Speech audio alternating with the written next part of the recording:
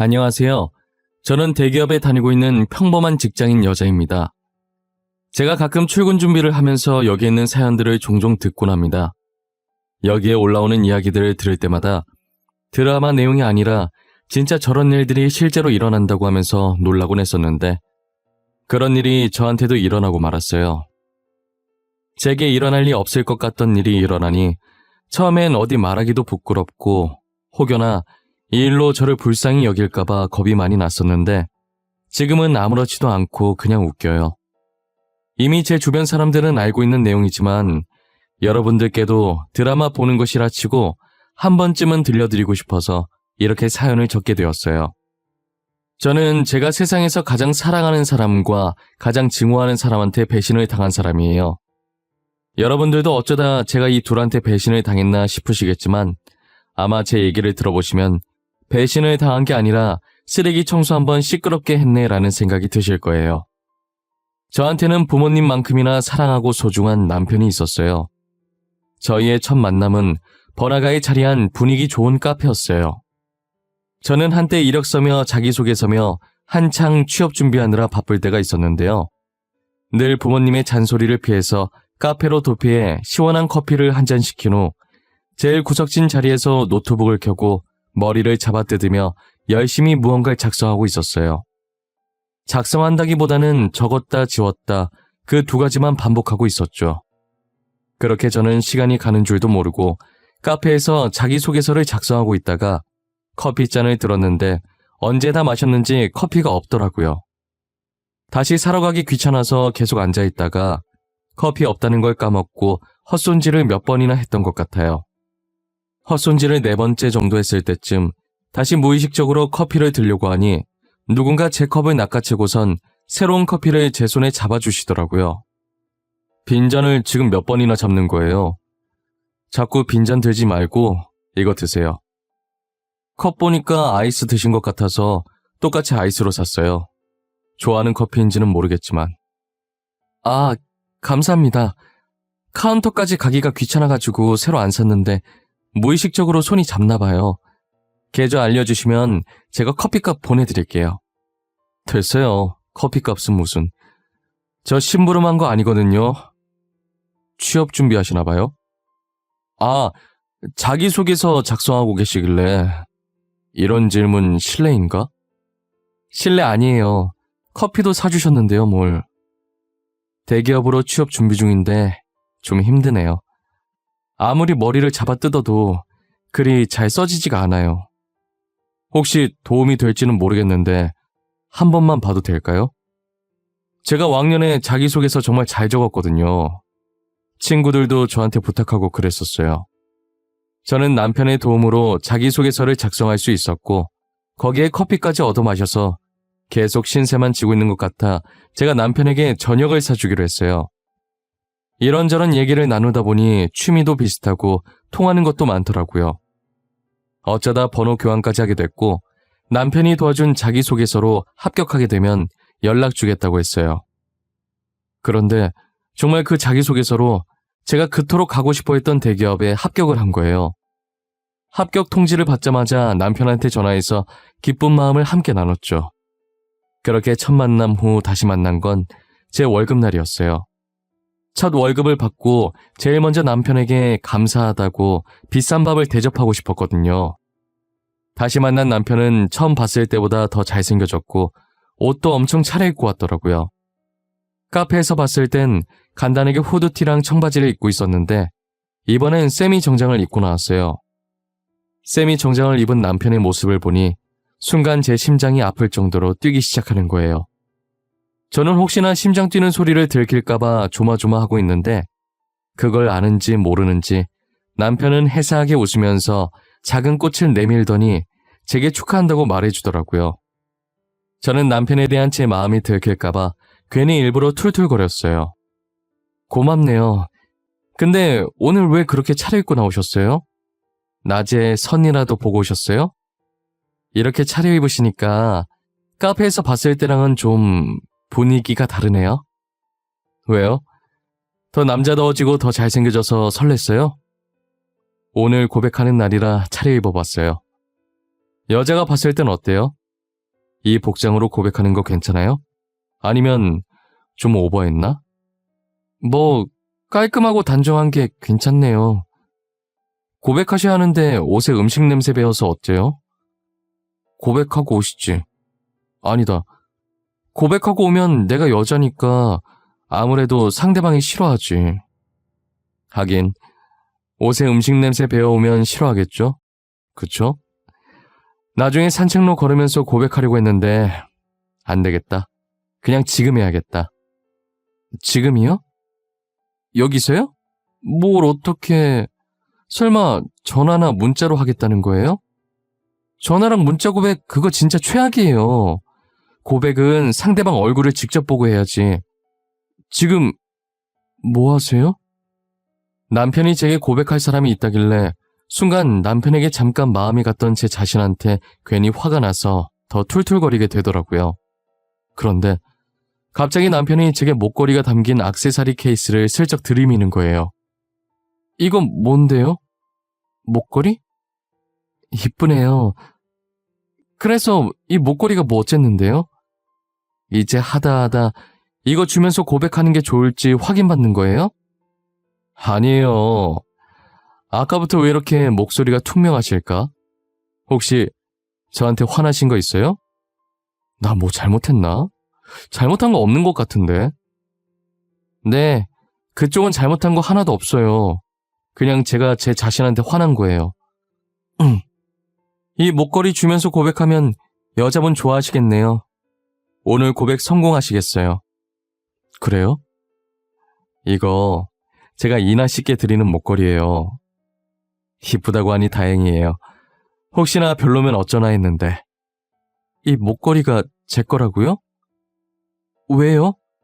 아니, 싫다는 게 아니라 고백하는 분께 드리려던 거 아니었어요? 근데 이게 왜 제 거예요? 취업 축하 선물인가? 뭐 그렇게도 되겠네요. 취업 축하 겸 제 마음 좀 받아달라는 뇌물? 이렇게 고백할 건 아니었는데 사실 카페에서 처음 봤을 때부터 이나 씨한테 반했었거든요. 저는 목걸이 주면서 고백하는 게 좋을지 확인받는 거냐고 심술 가득한 목소리로 대답했었는데 알고 보니 그 목걸이의 주인이 저였던 거예요. 남편은 이렇게 고백할 건 아니었지만 카페에서 처음 봤을 때부터 자기 이상형이라 반했었다고 결혼을 전제로 자기랑 진지하게 만나보면 안 되겠냐고 하더라고요. 웃으면서 그렇게 얘기하는데 제 심장은 또 마음대로 힘차게 뛰기 시작하더라고요.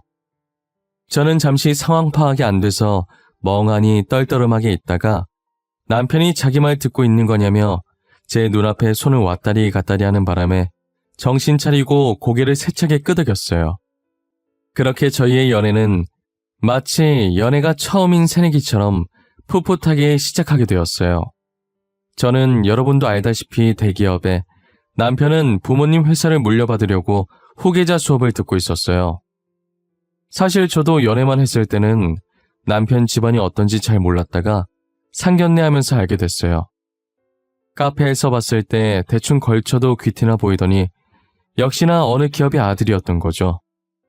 부잣집 도련님이라고 해서 제 태도가 바뀌거나 남편의 태도가 바뀌거나 하진 않았어요. 제가 자신보다 못한 집안이라고 무시하지도 않았고 저도 저보다 부유한 집안이라고 해서 속물처럼 행동하거나 불편해하거나 하지 않았어요. 서로 좋아서 만난 것이기 때문에 저희에게 집안은 아무 필요가 없었거든요. 서로에 대한 마음만 변함없다면 아무래도 괜찮았어요.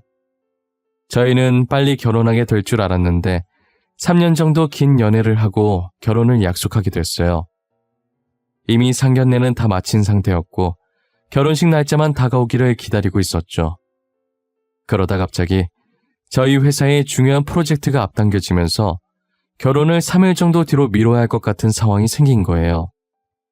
급하게 결혼 날짜를 변경할 수 없겠느냐고 예식장에 연락을 드렸지만 이미 예식장에 다른 날짜들은 예약이 꽉 차서 변경할 수가 없겠더라고요.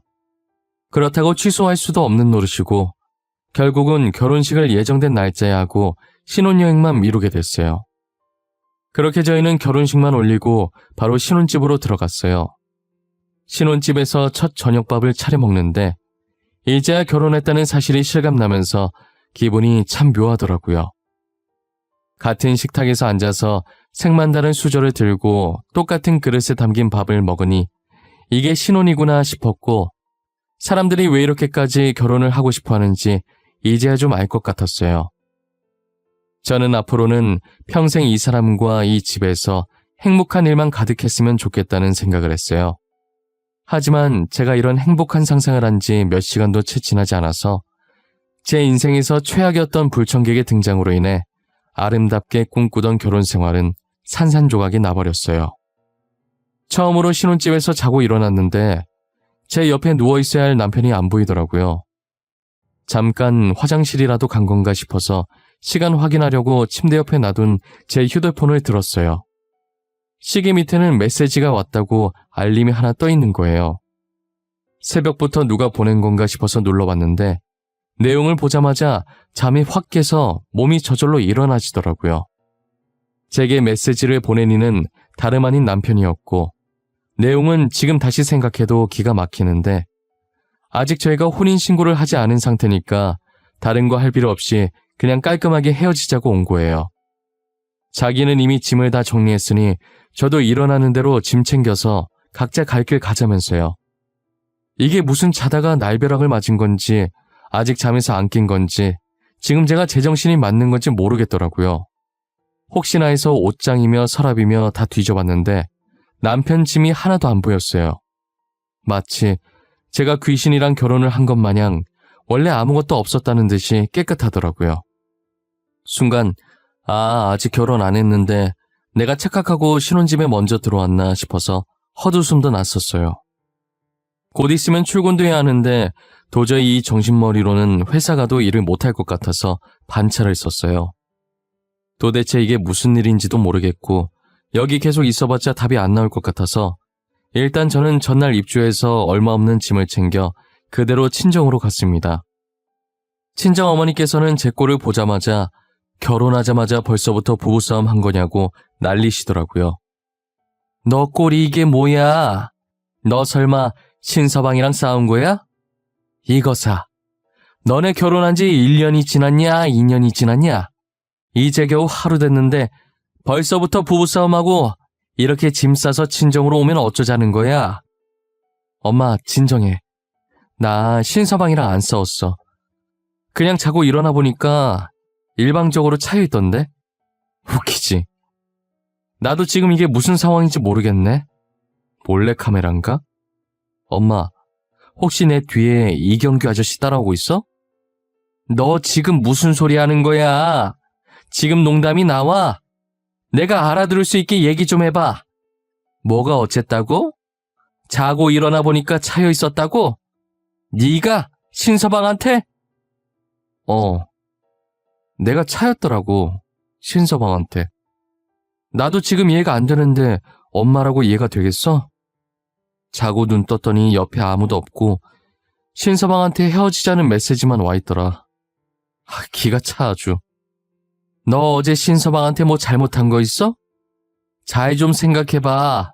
잘못한 게 있는지 없는지. 괜히 저러지는 않을 거 아니야. 안 그래? 괜히 저러면 진짜 걔는 또라이지. 엄마, 진짜 미치겠는 건 뭔 줄 알아? 아무리 생각해봐도 내가 잘못한 건 하나도 없다는 거야. 밥 잘해 먹이고 설거지도 내가 하고 첫날 밤 잘 보냈고 도대체 내가 뭘 잘못한 거냐고. 제가 아무리 말을 해도 저희 친부모님은 제 말을 이해하지 못하시더라고요. 당사자인 저도 지금 벌어진 이 상황이 이해가 안 가는데 부모님은 오죽하시겠어요? 부모님의 답답한 그 심정 100번이고 1000번이고 이해가 돼요. 하지만 저도 제 머리를 잡아 뜯으면서까지 생각을 해봐도 도무지 이별의 원인을 찾지 못했어요. 어제 저녁부터 오늘 새벽까지 있었던 일을 부모님께 말씀드렸지만 가만히 듣고 계시던 부모님께서도 갑작스러운 이별의 원인을 찾지 못하셨어요. 헤어질 땐 헤어지더라도 도대체 저희가 왜 헤어져야 하는지 이유라도 알고 싶어서 남편에게 전화를 해봤는데 일부러 제 전화를 피하는 건지는 몰라도 한 번을 안 받는 거예요. 진짜 이 정도 전화를 걸었으면 한 번 정도는 받을 만도 한데 계속 안 받으니 미치겠더라고요. 결국 저는 답답한 마음에 숨어버린 남편을 직접 찾아보려고 남편네 회사로 나서게 됐죠. 부사장님네 사모님 아니세요? 어제 결혼식에서 뵀던 것 같은데. 그런데 사모님께서 여기는 어쩐 일이세요? 아, 오늘 저희 대표님 만나러 오신 거예요? 아니요, 남편 보러 왔어요. 혹시 남편 회사에 안 왔나요? 지금 새벽에 나가서 아직까지 연락도 안 되고 혹시나 회사에 무슨 일이 생긴 건가 걱정돼서 와봤어요. 부사장님, 이번 주는 결혼식에다 애매하게 신혼여행 껴서 아예 쭉 연차 쓰시고 회사에 안 계세요. 아까 저희도 일 때문에 전화를 드렸었는데 연락이 안 되긴 하던데 혹시 잠시 친구 만나러 가신 거 아니에요? 아, 그래요? 고마워요. 제가 바쁜 사람 너무 잡고 있었네요. 미안해요. 하던 일 계속 봐요. 혹시라도 남편 연락되면 저한테 전화 좀 해달라고 해주세요. 부탁드릴게요. 진짜 미안해요. 저는 결국 그날 남편 머리카락 한 올도 보지 못하고 바로 회사로 출근했어요. 그리고 9주 내내 폰만 들여다봤지만 남편에게 연락이 단 한 번도 오지 않았죠. 그 다음 주에 제가 다시 회사로 찾아가니 웬 모르는 여자랑 팔짱을 끼고 웃고 있는 거예요. 사람을 일주일간 피말리게 해놓고 자기는 실실 웃고 있는 모습을 보니 피가 거꾸로 솟는 기분이더라고요. 저는 지금 누가 보던지 말던지 신경 쓸 상황이 아니라서 그대로 남편에게 직진해서 소리쳤어요. 지금 나랑 뭐 하자는 거야? 너는 나한테 달랑 문자 하나 보내놓으면 끝이야? 야, 설명을 해보라고. 지금 이게 무슨 상황인지 당장 설명하라고. 이나야, 내가 다 설명할게. 그러니까 여기서 이러지 말고 우리 나가서 얘기하자. 여기는 보는 눈도 많고 봐봐. 지금도 저렇게 우리 쳐다보고 있는 사람들이 있잖아. 지금 네 행동이 쪽팔린 줄은 아나 보지? 나 절대 안 나가. 내가 왜 나가? 그냥 여기서 말해. 내가 지금 네 체면까지 생각할 상황이야? 회사 다 엎어버리기 전에 말해! 알겠어. 말할게. 사실 내가 2달 전에 아주 잠깐 권태기가 와서 만난 여자거든. 진짜 딱 한 번 실수했는데 임신이 되어버려서 어쩌겠어. 내 애인데 내가 책임져야지. 안 그래? 뭐? 지금 이 여자가 뭐를 했다고? 임신? 방금 임신이라고 했어? 이게 진짜 미쳤나? 야! 그때 결혼 날짜 잡은 후잖아. 이놈이 결혼 날짜까지 잡아놓고 이 짓거리를 해? 이거 아주 제정신이 아니네? 알고 보니 잠깐 만난 여자랑 딱 한 번 실수한 게 바로 임신이 되어버리는 바람에 제게 이별을 통보하고 급하게 근처 교회에 양해를 구하고 둘이서 몰래 결혼식을 올린 뒤 신혼여행을 갔다 왔다는 거예요. 누구는 일주일간 피 말렸는데 누구는 결혼식에 신혼여행까지 야무지게 갔다 오고 이게 드라마도 아니고 실제로 일어날 수 있는 일이냔 말이에요. 가만히 듣고 있자니 현실은 제가 무엇을 상상하든 제 상상보다 그 이상이더라고요. 정말 기가 차서 웃음도 안 나오고 화도 안 나오고 아마 당해본 사람만 제 기분을 느낄 수 있을 거예요.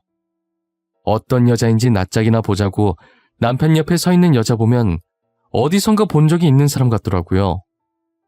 가까이 가서 얼굴을 자세히 보는데 분명 본 적은 있는 것 같은데 도무지 기억이 안 나는 거예요. 그러다 상간녀가 남편에게 가자면서 웃는데 목소리 듣자마자 누군지 딱 알겠더라고요. 어이, 잠깐.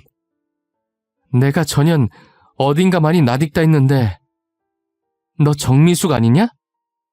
아, 맞다. 이름 촌스럽다고 바꿨었지 참. 정미진 맞지? 땡땡 고등학교 정미진 맞잖아. 오랜만이네, 유인아. 이렇게 만날 줄은 꿈에도 몰랐는데 어떻게 여기서 다 만나니? 너는 변한 게 하나도 없구나. 몇 년 만에 만나도 여전해. 그 성질머리는. 나 누군지 알았으면서 한 거야? 너도 여전하네, 뻔뻔한 거는. 너 근데 진짜 소문대로 다 뜯어 고쳤네? 순간 누군지 못 알아볼 뻔했잖아. 고칠 거면 돈 좀 더 주고 잘 고치지. 조만간 코에 실리콘 빠지겠어. 지금 내 걱정할 때가 아닌 것 같은데? 너 이제 남편한테 버림받은 거 소문 다 났겠다. 쪽팔려서 고개를 어떻게 들고 다니니? 나 같으면 쥐구멍이라도 찾아서 들어가겠어. 남의 남자 뺏은 너도 고개 잘 들고 다니는데 나라고 못 들고 다닐 이유 없지 않아? 내가 무슨 죄를 지었다고 고개를 숙이고 다녀? 지은 죄도 없는데 더 당당하게 다녀야지. 그래, 역시 유인아답네. 자존심 없으면 시체인 너다운 대답이야. 멋있다, 야. 그럼 고개 들고 잘 다녀봐. 그게 얼마나 갈 수 있을지 모르겠지만 말이야. 정미숙, 지금 다들 너한테 사모님 하면서 웃어주니까 네가 진짜 사모님이라도 된 것 같지? 뒤에선 다 임자 있는 남자 꼬신 첩이라고 말해, 첩. 알아? 너는 다른 사람들한테 그저 첩일 뿐이야.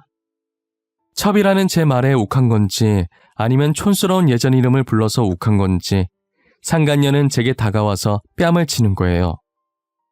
평소에 피부가 약해서 조금이라도 까슬까슬한데 긁히면 바로 상처가 나는 타입이었는데 입술이 살짝 터지고 상간녀의 손톱에 살짝 스쳐서 볼에 긁힌 상처가 생겼더라고요. 저는 상간녀를 보며 방금 네가 한 짓 후회하게 만들어주겠다고 말하고 남편 회사에서 빠져나왔어요. 남편 회사에서 나오자마자 곧장 병원으로 달려가 진단서를 받았어요. 그리고 상간녀 소송을 하기 위해 필요한 증거들을 모으기 시작했죠. 일단 남편 회사에서 저희의 영상을 찍고 있던 사람들 중에 저와 안면이 있는 직원이 있었어요. 그 직원에게 연락해서 익명은 보장해 줄 테니 낮에 찍었던 영상을 달라고 해서 받아냈어요. 저희가 결혼을 했었다는 내용과 결혼 후 제게 무작정 이별을 통보한 것, 바람핀 것, 그리고 상간녀가 제 뺨을 친 것까지 모조리 다 들어있더라고요. 이것을 나중에 소송할 때 증거 영상으로 쓰기 위해서 따로 저장해놨어요. 사실 그 상간녀는 제 고등학교 동창이었고 저랑 친한 사이는 아니었어요. 학창 시절에도 친구들의 남자친구를 뺏고 다니기로 유명했던 애였어요. 심지어 제 남자친구도 몇 번이나 그 애한테 빼앗긴 전적이 있었고요. 저는 그때 이후로 상간녀를 극도로 증오하고 있었죠. 학창 시절에도 그렇고 지금도 그런 것 같고 상간녀는 유독 저한테 열등감을 느꼈었어요. 예쁜 이름도 부러웠고 행복해 보이는 부모님도 부러웠고 하물며 만나는 남자마다 다정했으니 지금 생각해보면 제게 이름과 부모님을 뺏을 수는 없어서 남자를 뺏어왔던 것 같아요. 그런데 이번에 남편까지 뺏고 있으니 이대로 가만히 있을 수가 없겠더라고요. 저는 이 일을 동창들에게 말했는데 동창들도 그동안 골치 아팠던 일이 있었던 거예요. 그 상간녀 때문에 이혼한 동창도 2명 정도, 이제 저 포함해서 3명이 있더라고요. 이것도 우연의 일치였는지는 모르겠는데 이혼한 친구들이 저랑 절친한 사이였어요. 남편 외도 알아차렸을 때 어떻게 했냐고 물어보니까 이미 이혼하고 나서 상간녀가 있었다는 사실을 알아차려서 아무것도 할 수 없었다고 하더라고요. 그러다 한 친구가 다짜고짜 저한테 제 SNS 계정이 공개인지 비공개인지 물어보더라고요. 알고 보니 상간녀가 저희 SNS 계정을 타고 들어가서 남편들한테 접근을 했던 거예요. 다른 친구들 계정을 통해 계속 이 계정 저 계정 타고 들어가는 방법으로요. 제가 비공개하는 방법을 몰라서 만들어 놓은 상태 그대로 쓰고 있다고 했더니 아마도 같은 방법으로 남편한테 접근했을 가능성이 크다고 하더라고요. 저는 친구들에게 혹시 뒤늦게 상간녀였던 거 알게 된 증거 있냐고 물었더니 아마 가지고 있을 거라고 하면서 휴대폰을 뒤져보는데 다행히 증거들이 있더라고요. 지금 상간녀 소송 준비 중이라고 어쩌면 필요할 수도 있을 것 같아서 일단 증거 사진들을 달라고 부탁했어요. 친구들은 흔쾌히 제게 증거 사진들을 넘겨주었죠. 저는 친구들에게 받은 증거들을 남편한테 보냈어요. 보내고 얼마 지나지 않아서 전화가 오더라고요. 지금 나한테 뭘 보내는 거야? 이 사진들이 도대체 뭐 어쨌는데 나한테 협박하는 거야? 도대체 원하는 게 뭐야? 지금 내가 너한테 협박하는 걸로 보여? 하루라도 더 빨리 정신 차리라고 보내주는 거야. 내가 보내준 사진들이 지금 니랑 결혼한 그 여자의 실체야. 알아? 이게 다 그 여자가 저지른 짓들이라고? 거짓말 치지 마. 아니야, 그럴 리 없어. 미진이 그런 애 아니야. 너가 뭔가 오해하고 있는 거야. 내가 전에 네 회사 찾아갔을 때 못 봤어? 너도 다 봤잖아. 지금도 봐. 나한테서 너 뺏어갔잖아. 걔 원래 그런 애야. 친구 남자 뺏고 다니는 그런 애라고. 알겠어? 남편은 처음에 제가 잘못 알고 있는 게 분명하다고 제가 보내준 사진들을 믿지 않는 거예요. 제 말은 못 믿겠다고 상간녀한테 직접 확인해야겠다며 전화를 끊어버렸죠. 당사자한테 직접 확인을 한 것인지 다음날 되니까 저희 집에 찾아와서 무릎 꿇고 있더라고요. 잘못했다고, 제가 한 말이 다 맞았다고, 다시는 이런 일 없을 거라고 한 번만 용서해달라고 하는 거예요. 친정 부모님은 그 모습을 보고 노발대발 난리도 아니었죠. 저는 그 사진들을 본 상간녀 반응이 더 궁금하더라고요. 그래서 상간녀가 뭐라고 했는지 물어봤더니 상간녀는 제가 했던 것처럼 여전히 뻔뻔하게 나왔죠. 그 증거 사진 속에 있는 여자 자기 맞다고, 자기가 그랬다고, 그래서 이제 어쩔 거냐고 그랬다는 거예요. 계속 뱃속에 있는 아이 얘기를 꺼내면서 결혼 못 모른다고 했다더라고요. 남편은 이제 뱃속에 있는 아이가 자기 아이가 맞는지도 의심스럽다는 거예요. 저 같아도 저러고 다니는데 의심 안 할 수가 없었죠. 상간녀는 애초에 제 남편에게 사랑이란 감정은 없었고 오직 돈만 보고 접근한 거예요. 이제 와서 용서해달라고 울고 있는 남편이 너무 한심해 보였고 앞으로는 제 눈앞에 나타나는 일이 없었으면 좋겠다는 생각이 들었어요. 제가 용서 받아줄 마음 없다고 돌아가라고 했지만 남편은 일어날 생각을 하지 않았죠. 결국은 저희 어머니께서 소금을 뿌리시고 난리치는 통에 쫓겨나다시피 나갔어요. 저는 남편과 상간녀를 고소했고 위약금도 받아냈어요. 그리고 상간녀를 폭행죄로도 고소해서 얼마 전에 재판이 끝났는데 초범이기도 하고 상처가 그렇게 깊지 않아서 벌금으로 끝났더라고요. 감옥에 못 보낸 게 한이라며 그 자리에서 몇 대 더 맞을 걸 그랬다 싶었어요. 나중에 동창들한테 우연히 그 둘 소식을 듣게 됐는데 상간녀는 지금 아무것도 안 하고 전 남편 등에 빨대 꽂고 살고 있다고 하더라고요. 그리고 뱃속에 있던 아기도 과연 누구의 아이일지 저희끼리도 되게 말이 많았었는데 낳고 보니 그 많은 남자들 중에 하필 또 전 남편의 아이가 맞았던 거예요. 결국 전 남편은 이혼도 못하고 상간녀와 계속 살고 있다는 소식을 들었어요. 상간녀 때문에 골치 아픈 건 전 남편뿐만이 아닌 것 같더라고요. 시댁 식구들도 만만치 않게 골머리를 썩이고 있는 것 같았어요. 아무것도 안 하는 상간녀가 시댁 식구들보다 돈을 더 많이 쓰고 다니고 있거든요. 상간녀의 사치는 아무도 말릴 수 없었고 사람이 뻔뻔하기도 그렇게 뻔뻔할 수가 없으니 아무래도 상간녀가 제 발로 이혼한다고 하기 전까진 시댁은 계속 지옥일 거예요. 저는 엄청나게 쌓인 청소를 드디어 끝마치고 청소하며 흘린 땀을 싹 씻은 기분이에요. 10년 묵은 채증이 내려갈 때도 아마 이보다 상쾌할 순 없을 거예요. 처음 헤어지자는 통보를 받았을 땐 참 어처구니 없고 이런 일이 내게도 벌어지는구나 했었는데 이렇게 지금 글 적으면서 다시 생각해보니 좀 웃기기도 하네요. 앞으로 저를 소개할 때 돌싱이라고 말하기도 민망한 결혼기간이에요. 저처럼 결혼한 지 고작 몇 시간 만에 이혼당한 사람이 또 있을까요? 벌써 제가 전 남편과 이혼을 한 지 몇 년이라는 시간이 흘렀네요. 그 사이 저는 전 남편보다 훨씬 좋은 남자를 만나 결혼을 했어요. 제 인생에 결혼이 다시 오려나 했는데 결국은 이렇게 다시 오더라고요. 그리고 지금 남편을 만나면서 오히려 더 승승장구하는 기분이에요. 남편과 결혼 후 바로 중요한 프로젝트가 있었는데 성공리에 잘 끝나서 승진도 했거든요. 이틀 전에는 제 뱃속에서 꿈틀거리고 있는 귀여운 생명체도 발견하게 됐답니다. 그래서 어제부터 남편이 저보고 편히 쉬라면서 혼자서 집안일을 다 하고 있어요. 제 남편이 모두가 알아주는 팔불출 남편이거든요. 저는 정말 더도 말고 덜도 말고 이대로만 계속 간다면 정말 더 이상 소원이 없을 것 같아요.